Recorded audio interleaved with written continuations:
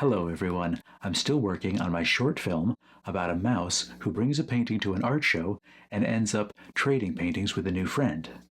In the last video, I showed you how I made some scenery, and I mentioned that I also wanted to make some set dressing. You may recall that in film, scenery is any architecture or landscape we can see on screen. Set dressing refers to smaller objects that are visible but don't come directly into the action of the scene. Objects that are used or handled by actors are called props. So if we consider the mouse puppet to be the actor, objects like the hammer and the nail, and the canvas and the brush the mouse is using to paint are props. The art supplies in the background,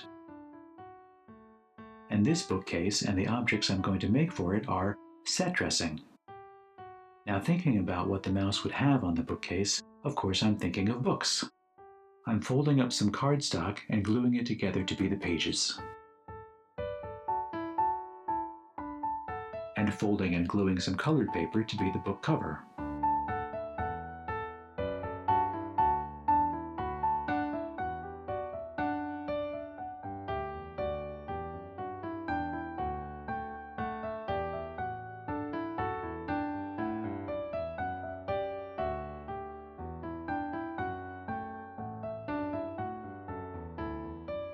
Mainly just the spines of the books will be visible, and the top edge where we can see the pages.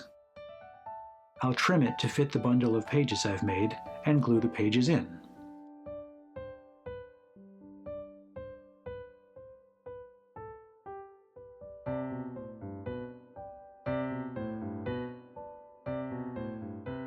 Something I like about making miniature things for the mouse is looking closely at the details of objects so I can replicate them in the miniature versions. A metal ruler works well to make that indentation that you see on the spine of a book.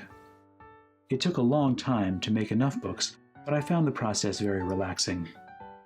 Making a few books for the mouse's bookcase was a nice way to wind down at the end of the day. And it was fun to think about different kinds of books so that there would be a wide variety on Mouse's shelves. Some books have photographs on their covers, so I cut this one out from an old calendar.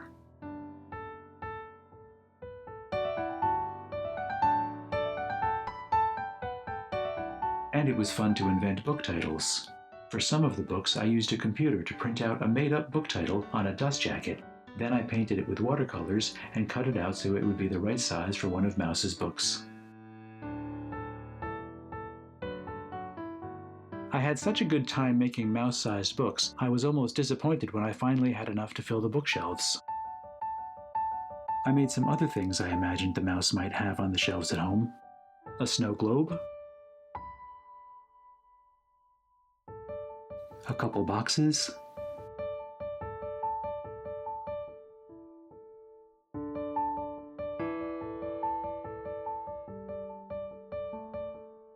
a basket made out of string,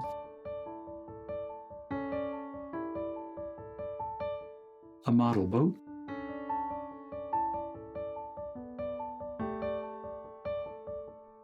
and a statue of a bird.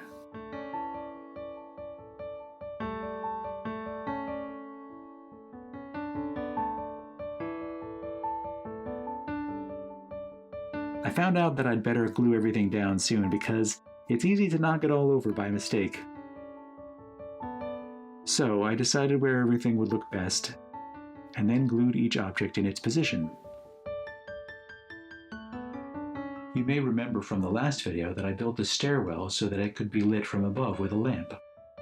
For the room where the mouse hangs the painting between the bookcase and the door, if we imagine there is a light switch on the other side of the door, then I can just raise the mouse's hand around the corner to have the mouse turn off the lights in the room.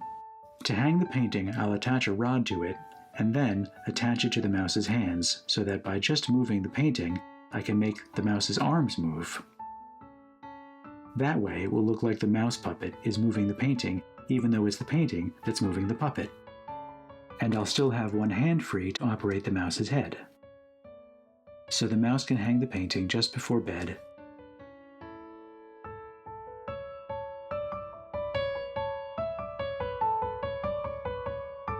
Then go upstairs and turn off the light.